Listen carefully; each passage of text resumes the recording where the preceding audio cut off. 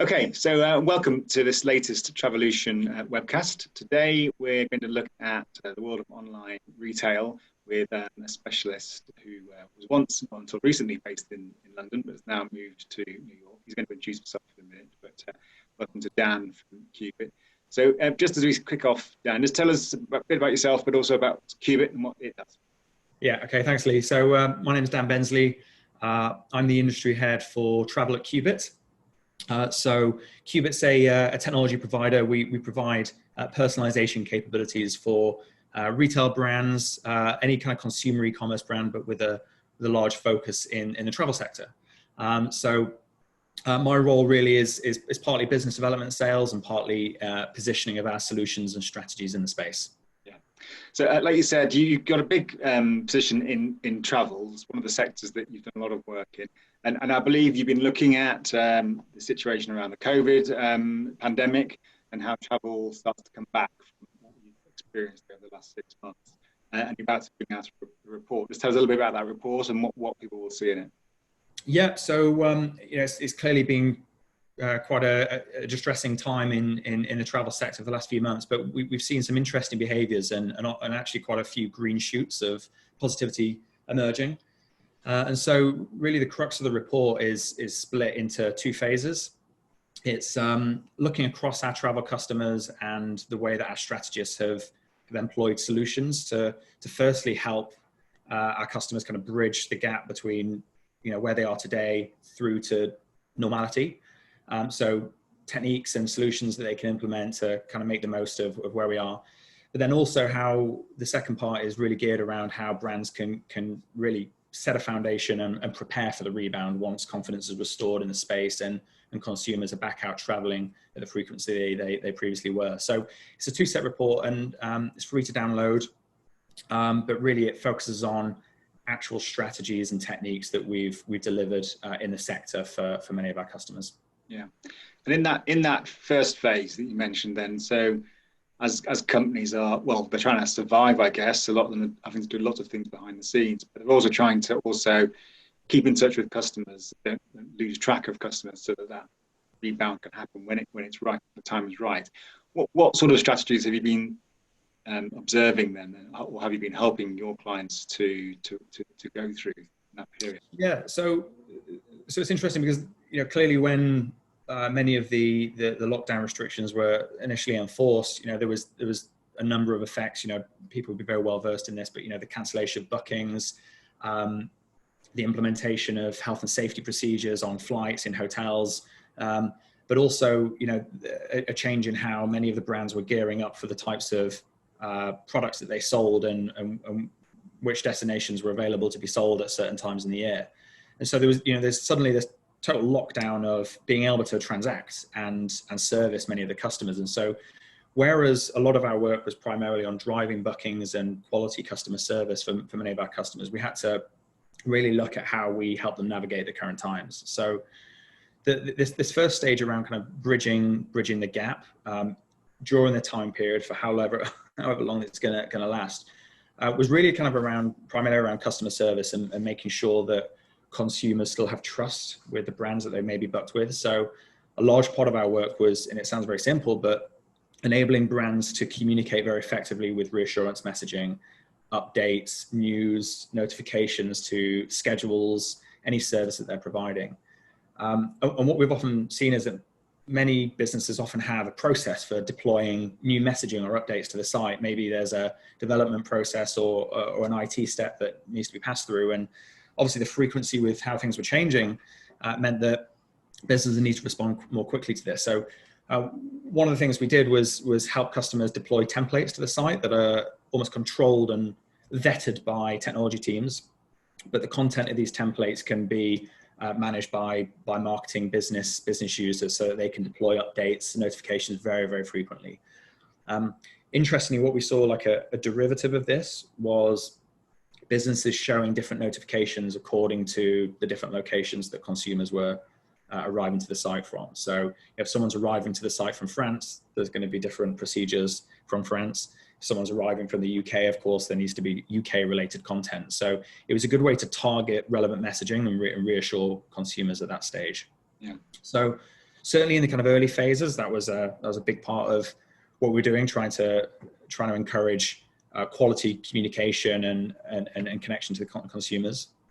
But a kind of second strategy that we looked at quite heavily was how we could help many of our customers, many brands in the space, take the weight off the strain that was probably hitting their customer service departments and their contact centers. So a lot around using our surveying tool set to promote contact us forms and passing that data back to teams so they can respond to it, but also driving traffic through to FAQ sections on the site, because if a consumer's asked a question about a particular subject, there's a high chance that maybe a previous consumer's asked that before, and so it would reduce the strain on a workforce in the contact team that's already shifting to remote working as it is. So those were kind of the two responsive strategies that we put in place. And then I think the third one, which was a little bit more proactive, is we've definitely seen signs of customers still shopping and surfing and browsing throughout inventory and the available destinations and products and times on offer. And so with a couple of our customers, what we've introduced is the ability to save searches, introduce wish list functionality. So if a consumer does come back in 4 or 5 months' time, they don't have to search for that great hotel or room rate that they previously showed interest in. It's kind of there, saved for them in their individual profile, which is, I think, a very good customer experience enhancement. But something which isn't always done in a period of crisis like this. It's often something that's left to later times. And one of the big problems, one of the big issues that travel companies had in that period was around refunds. And in many ways, there often wasn't an answer to the customer. They wanted an answer, but it was a very frustrating period because brands were simply unable to provide them with the answer they wanted. The answer often was we want our money back, or at least some way of knowing that they could get a voucher or change the holiday or something like that. But it was a massive issue, and there's a lot of trust was possibly lost among brands in that period because of the problems, just not foreseen.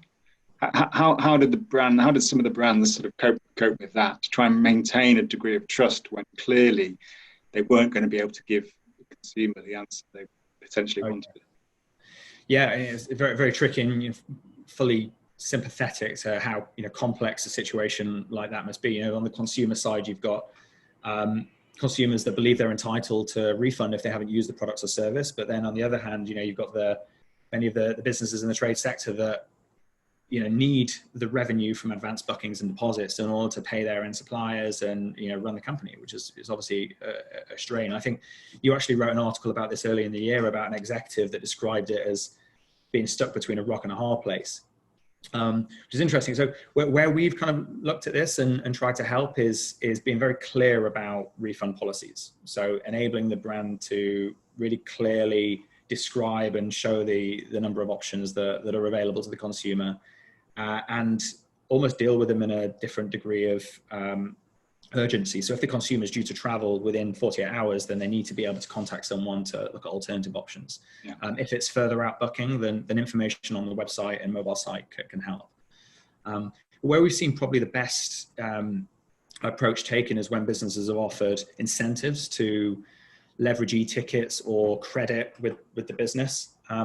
Business that we've seen do this very well is Norwegian Air. They offered I believe it's a 20% bonus cash points if the consumer would be willing to reschedule their flight, but take that as cash points rather than ask for a cash refund. And so what we've seen basically is the businesses that have taken quite a short-termist approach to this have probably suffered because it's upset customers.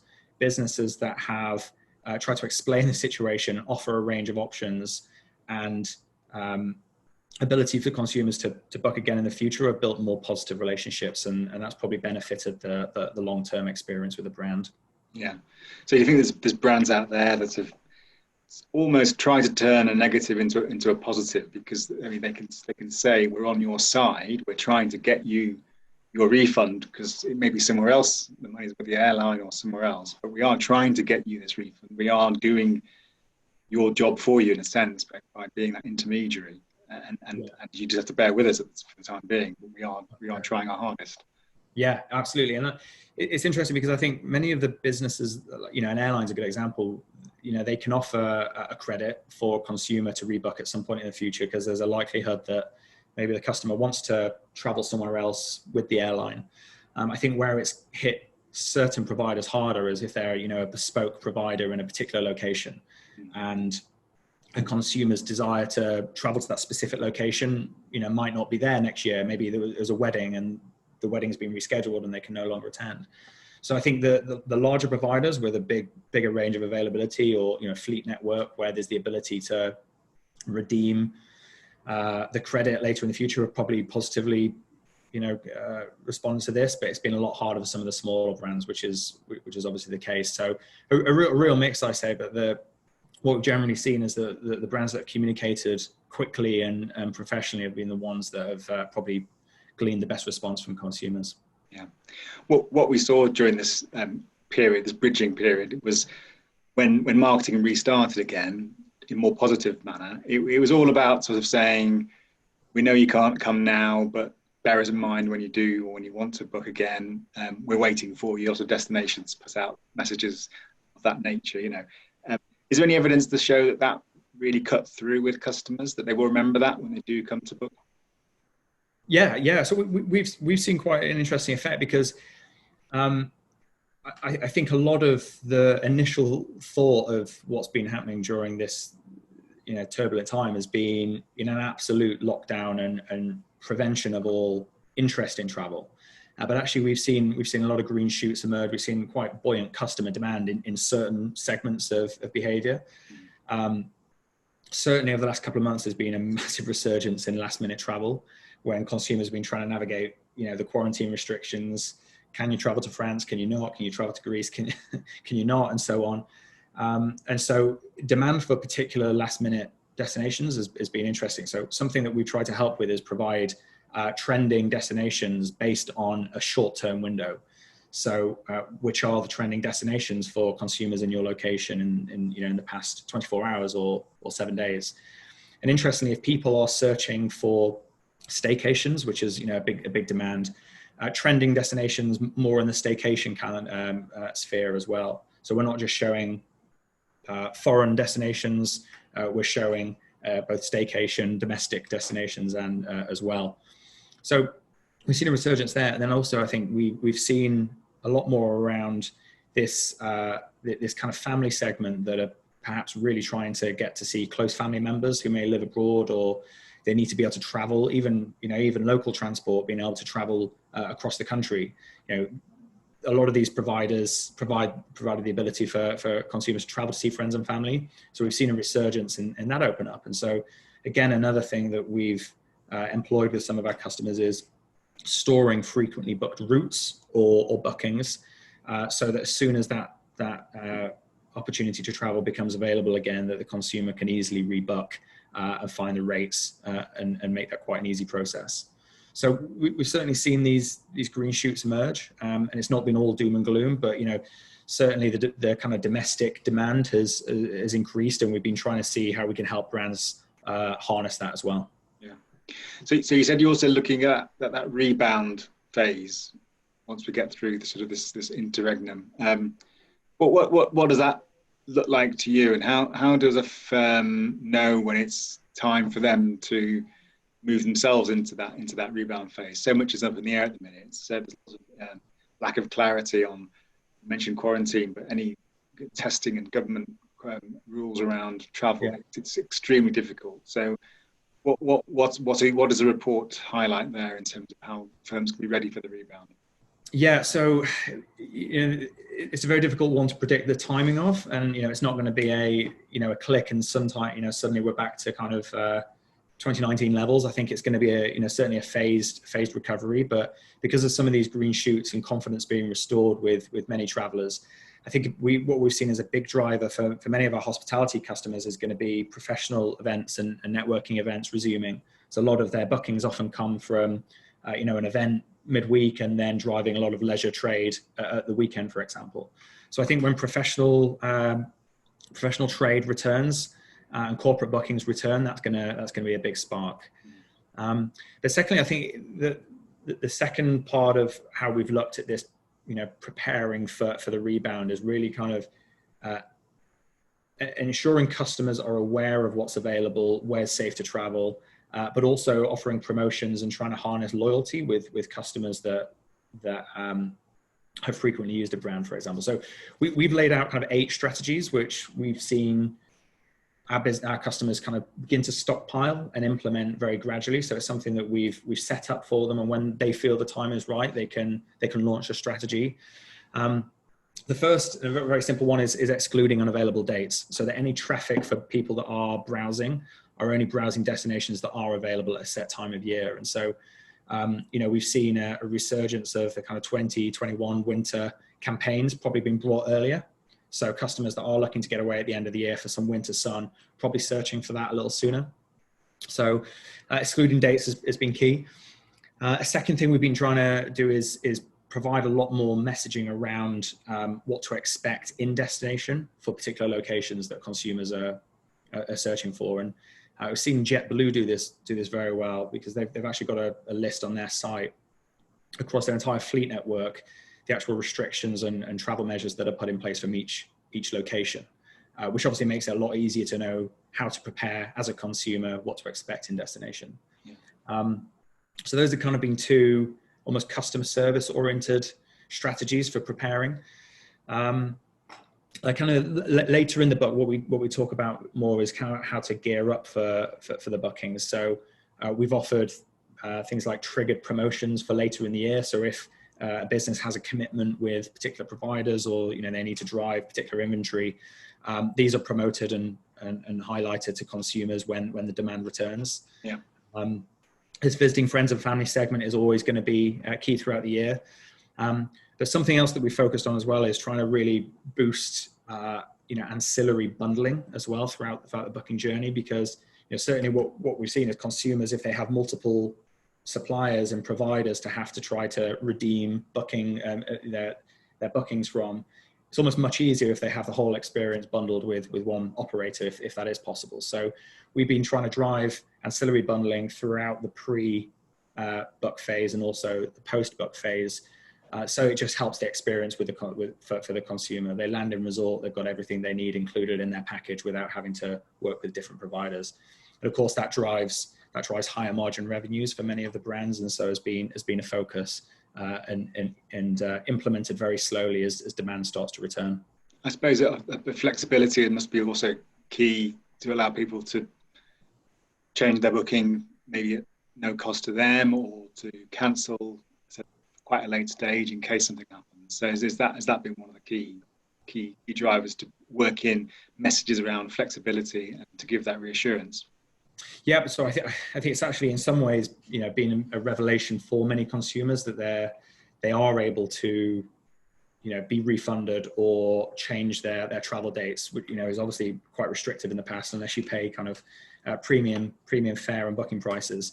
The role we've taken really is to enact the role of an enabler. So if a business has taken a particular decision around fare types or accommodation room rates, we're the mechanism to help those brands communicate out to their customers on site, through on-site messaging, mobile push messaging, and also through email as well. So often the decision is made by the business, but we're the means to communicate that out to customers. And I think it is something that we've seen consumers search for and use as a much higher indicator of their preference to book, is knowing their rights around rebooking or restructuring their package if required. Yeah. And what's all this done to how Keybit operates? How's it changed your business? You're there, like you say, as an enabler to travel businesses, but you are there to sort of discover what the tactics are that work. So how has it made you rethink about what you do and the products and services that you offer your customers?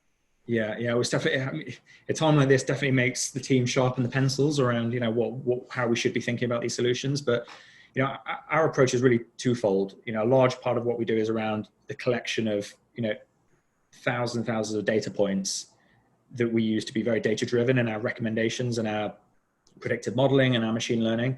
But a large part of it as well is kind of interpreting what's going on in the space and and using our own industry knowledge to perhaps gear the solutions in the right way. So it's not fully, it's a combination of technology and services. And so whereas, primarily, before, this period, a lot of our objectives were around driving conversion, helping travel businesses drive direct bookings and reduce reliance on many of the meta search and kind of industry aggregators, and also drive repeat bookings and loyalty. A lot of that kind of the first and second priority around conversion and driving direct bookings have almost morphed into improving customer service and driving engagement. So there's certainly going to be traffic to the site and interest in many of these brands, but consumers aren't ready to transact. They're looking for information, and they're looking for a different type of objective. And so we've almost morphed our services into working towards those objectives. So something we did in the very early stages was kind of interview key stakeholders across our customers and make sure that we were optimizing towards the objectives that were front of mind during this period. And then what we're seeing is when we've implemented these strategies that help with customer service and engagement, that we slowly start to eke back into more conversion and booking oriented strategies, which we're seeing shoots of now, but we're hoping, and we're confident that that's going to be returning in the coming months, to enable businesses to fully respond to the new normal. Do you think we've seen long-term changes here? I mean, so, if maybe there's a reining back on those very aggressive direct sales strategies because other factors are now more important, like customer service, and when you're selling and making sure you get loyalty through your own customers rather than buying someone else's or trying to poach other people. Do you think that's a long-term trend, or it's just a short-term blip in relation to COVID? We'll be back to where. Yeah, it's interesting. I think the one thing that certainly is a long-term trend is that the businesses that are nurturing communication and relations with customers are probably going to benefit in the long term, because those customers, will remember. I read a report yesterday. I think it's customers are 50% more likely to spend money with brands that they've booked with in the past, and they spend 31% more. Yeah. So if customers have had a past experience with an operator, an airline, a hospitality business, and the experience around managing this difficult time has been managed well, they're going to be front of mind for when the consumer is ready to book again. And it's anyone's guess to know how long this is going to take, but we've certainly seen signs of that. And one of the strategies we've tried to that we have launched across our customers in the loyalty long-term space is enabling them to extend loyalty schemes. If someone's credit statement or loyalty account was due to expire in the summer this year, it makes no sense to enforce that on the customer. So often these kind of statement years have been relaxed, and consumers have been able to use and redeem loyalty points later in the year, which again drives their ability to want to rebook in the future. And then also we've worked a lot more on showing specific offers by loyalty tier. So we know it's a lot harder to acquire net new customers. It's a lot easier to convert a customer base that already understands your brand. And so if you have very high value customers, a small segment, promote offers that are going to be valued because they're very specific to their loyalty status. So that's something we've been focusing a lot more, like the segmentation of current customer base and loyalty tiers, and how we can activate that. And again, I think the only other point I was going to say is probably the interesting net effect through this is we've also seen a lot of brands in the slowdown kind of use the time to get the house in order as well. And often things like customer segmentation and deep analysis are projects which can be looked at in a little bit more detail when the manic peak to lates rushes have slowed somewhat. Yeah. I was going to say what you've done your sort of homework on the industry in this sort of closed down period, but it's what the brands themselves have been able to do in order to prepare. And I guess it has been time to rethink everything and look at strategies and look at the technology that they implement and whether that's useful or not, and the data that they've got. So, what was sort of what you see as best practice in that sense? Brands have used this downtime to rethink what they do. Oh yeah, so we've seen a number of kind of projects take place, behind the scenes. But when, as you say, when the members of the business have time to kind of conduct these projects. So the first we've seen a lot of is kind of user experience audits. So, really evaluating the site and digital setup in detail to understand where friction points are and maybe where they need to focus optimization efforts, which is something that we help with through the means of our service and technology. Another element as well is kind of implementing kind of data audits, and in particular with the loyalty strategy that I mentioned a few moments ago. That's possible if loyalty data is able to be passed to third parties in a safe and private way. And so we've been working with our customers to make that loyalty data retrievable and actionable, which is something that often gets kind of left behind in the normal rush. So those have been kind of key areas. We've done a lot of customer segment analysis, so a lot of segmentation across behaviors pre-COVID-19 and also during this time period. One of the big changes we've seen, as I mentioned earlier, is a real drop down in this business leisure segment, which is a big driver of bookings, but a resurgence in the visiting friends and family segment. So the segment size and propensity to book has definitely changed throughout this period. But then the third area we've been seeing a lot of work in, and around our scheme of work and also with other providers, is around technical integration work.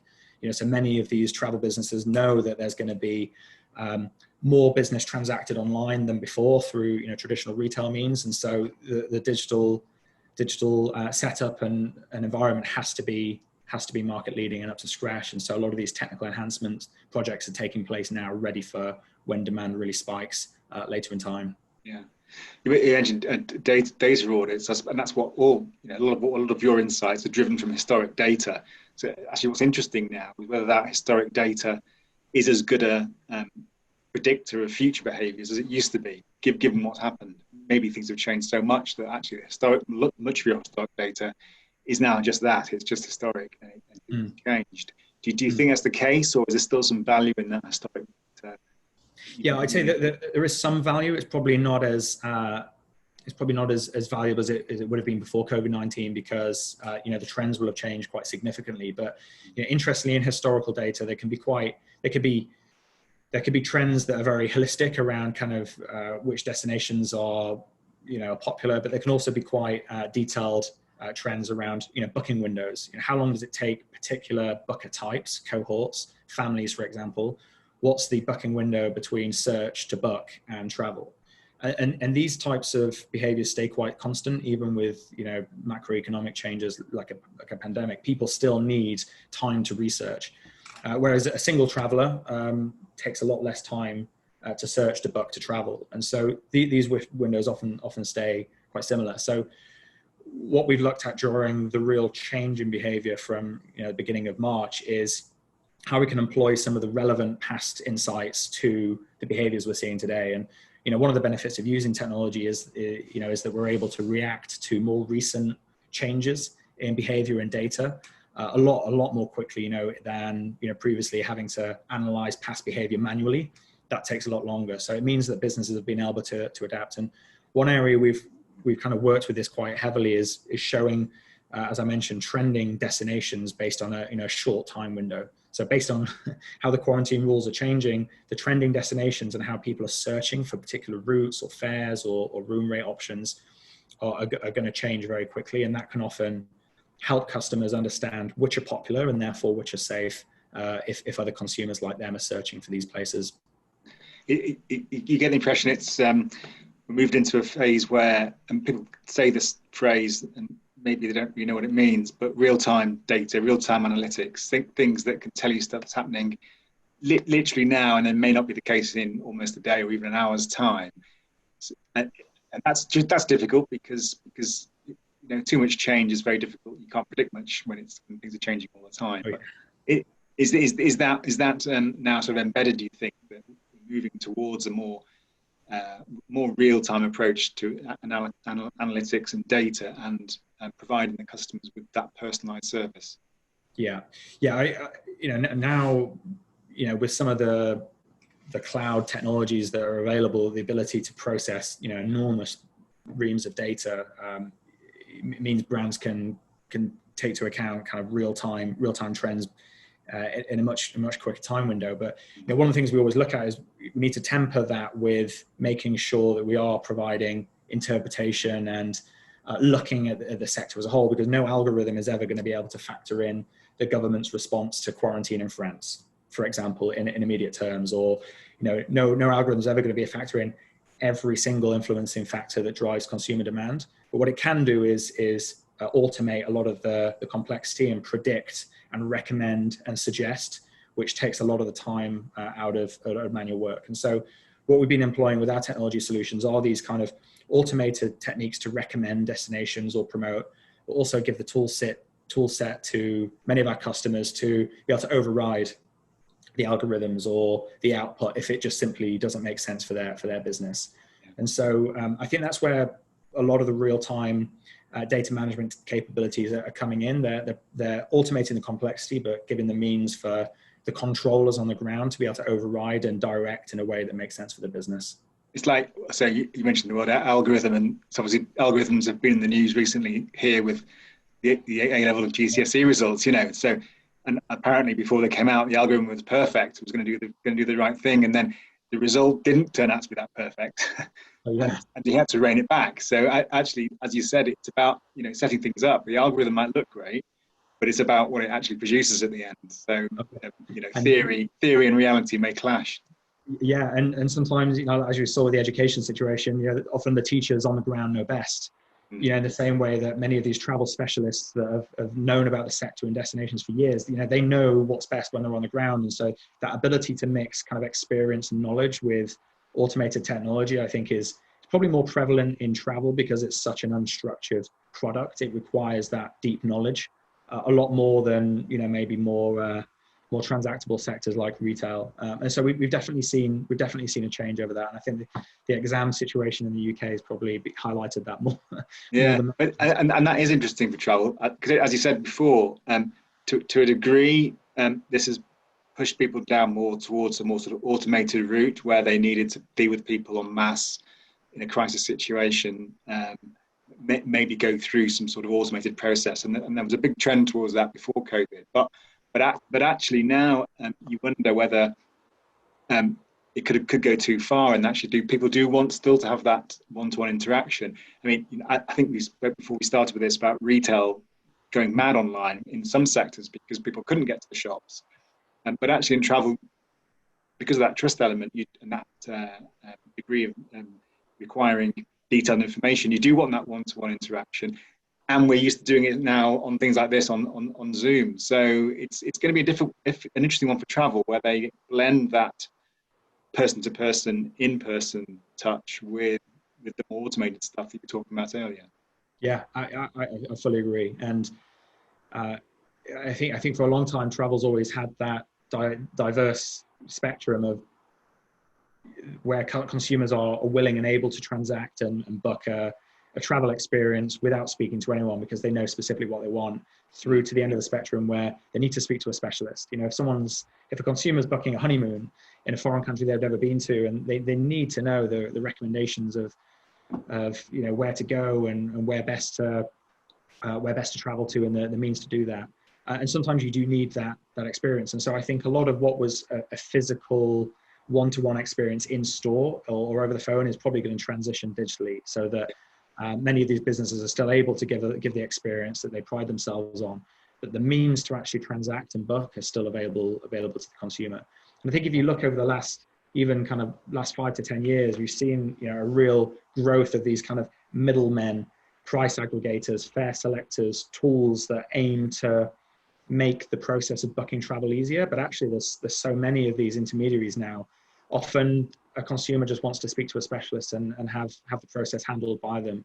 And I think one thing we've taken away from COVID-19 is if they're booking with one provider, there's only one provider they need to go to if there is an issue, rather than several at different parts of the travel experience. Yeah. So I think that one-to-one experience is definitely going to continue. Do you think that the consumer will look very odd on any company when they're on their website that, say, for instance, doesn't offer the chance to speak on a Zoom chat with one of their retail agents or something like that? Is that where the future lies, do you think, for most travel companies? They just have to offer this.